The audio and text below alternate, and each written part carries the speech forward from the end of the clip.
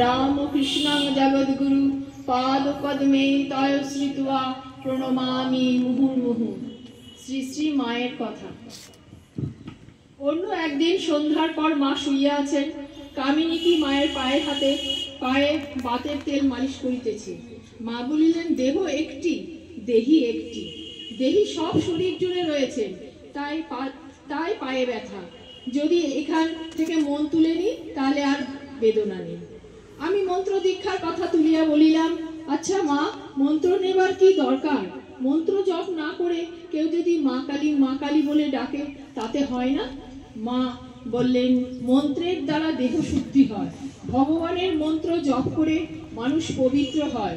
ইহা বলিয়া একটি গল্প বলিলেন।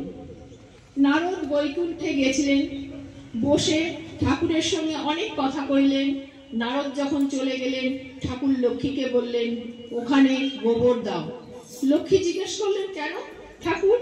নারদ যে পরম ভক্ত, তবে কেন এইরূপ বলছো?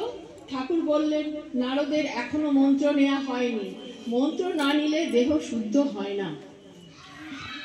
অন্তত দেহ শুদ্ধির জন্য মন্ত্র দরকার। বৈষ্ণবেরা মন্ত্র দিয়ে বলে, এখন মন তোর। তাই তো মানুষ গুরু মন্ত্র দেন কানে, জগৎগুরু মন্ত্র দেন প্রাণে। মনেতেই সব, মন শুদ্ধ না হলে কিছুই হয় না। গুরু, কৃষ্ণ, বৈষ্ণব এ তিনের দয়া হলো। একের দয়া বিনে জীব ছাড়ে খাড়ে গেল। একের কিনা মনে, নিজ মনের কৃপা হওয়া চাই।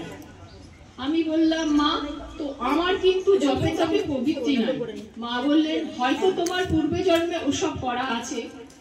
বাংলায় তখন খুব স্বদেশী আন্দোলন চলিতেছে, তাই জিজ্ঞেস করিলাম, মা, এদেশের দুর্দশা কি দূর হবে না? মা বললেন, ঠাকুর তো এসেছিলেনই তার জন্য। মায়ের মাতার কথা উঠিল। মা বলিতেছেন, মা ছিলেন, কোনো ভক্ত এলে নাতিন এসেছে বলে কত খুশি হতেন, কত যত্ন করতেন। এই সংসারটি ছিল যেন তার গায়ের রক্ত, কত করে এটি ঠিকঠাক রাখতেন। আমার মায়ের নাম ছিল শ্যামা। দিদিমা পূর্ব বৎসর 1906 সালের গোড়ায় দেহত্যাগ করিয়াছেন। ঠাকুরকে দর্শনের কথা বলিলেন। যখন ঠাকুর চলে গেলেন, আমারও ইচ্ছা হলো আমিও চলে যাই। তিনি দেখা দিয়ে বললেন, না, তুমি থাকো, অনেক কাজ বাকি। শেষে দেখলুম তাই তো, অনেক কাজ বাকি। তিনি বলতেন, কলকাতার লোকগুলো যেন অন্ধকারে পোকার মতো কিলবিল করছে, তুমি তাদের দেখবে। তিনি শতবর্ষ সূক্ষ্ম শরীরে ভক্ত হৃদয়ে বাস করতেন বলেছেন, আর তার অনেক শ্বেতকায় ভক্ত আসবে। যখন ঠাকুর চলে গেলেন, প্রথম ভয় হতো। পরনে লাল কাপড়, মানে সরু লাল কাপড়, লাল পেড়ে কাপড়, হাতে বালা, লোকে কি বলবে? তখন কামড় পুকুরে রয়েছি। তারপর ঠাকুরের দেখা পেতে লাগলুম, তখন সে সব ভয় ক্রমে দূর হলো। একদিন ঠাকুর এসে বলিলেন, খিচুড়ি খাওয়া। খিচুড়ি রেঁধে রঘুবীরকে ভোগ দিলুম। মারোয়ারি অর্থাৎ হিন্দুস্তানি কিনা তাই খিচুড়ি। তারপরে বসে ভাবে ঠাকুরকে খাওয়াতে লাগলুম। হরিশ সেই সময় কামার পুকুরে এসে কিছুদিন ছিল। একদিন আমি পাশের বাড়ির থেকে আসছি, এসে বাড়ির ভিতর যেই ঢুকছি, অমনি হরিশ আমার পিছু পিছু ছুটছে।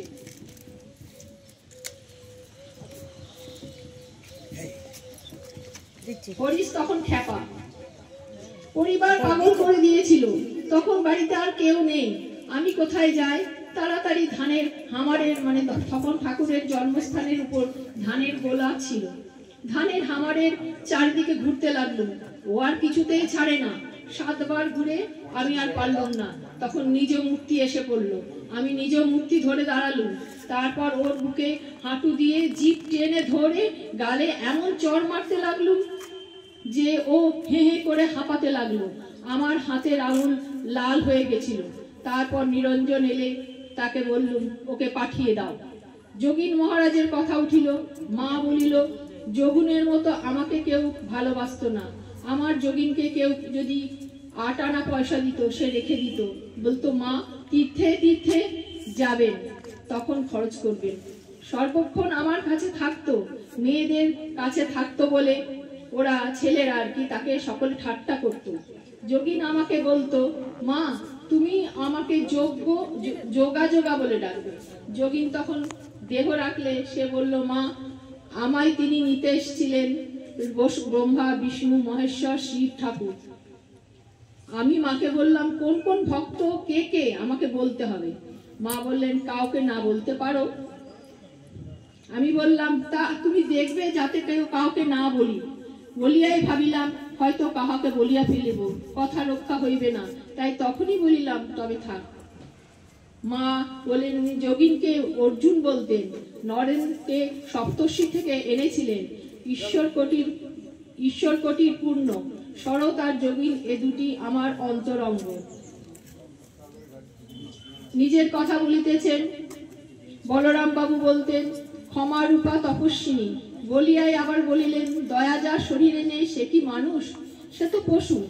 আমি কখনো কখনো দয়ায় আত্মহারা হইয়া যায়, ভুলে যায় যে আমি কে। কথাবার্তার শেষে মা বলিলেন, বাবা তোমার সঙ্গে আমার যেমন খোলাখুলি কথা হয়েছে এমন আর কারুর সাথে হয়নি।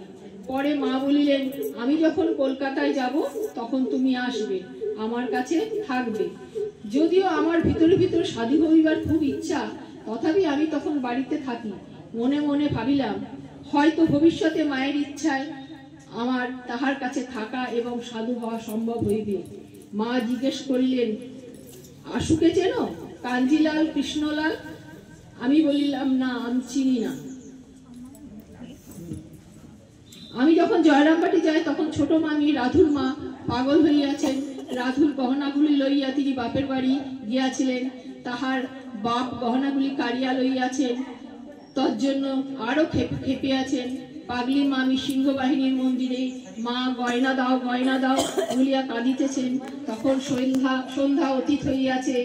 ঘরে মা আর আমি, কথাবার্তা হইতেছে। হঠাৎ মা বলিলেন, যাই যাই বাবা, ওর আমি ছাড়া আর কেউ নেই। পাগলি সিংহবাহিনীর কাছে গহনার জন্য কাঁদছে। এই বলিয়া মা চলিয়া গেলেন। আমি কিন্তু কান্না আদৌ শুনতে পাই নাই, এবং অত দূর হইতে শোনাও সম্ভব নয়, কিন্তু তাহার কানে পৌঁছিয়াছে। সিংহবাহিনীর মন্দিরে গিয়া দেবীকে লইয়া আসিলেন। যথাগ্নে দাহিকা শক্তি রাম কৃষ্ণে স্থিতা হিয়া সর্ববিদ্যা স্বরূপাং তাং শারদাং প্রণমাম্যহম।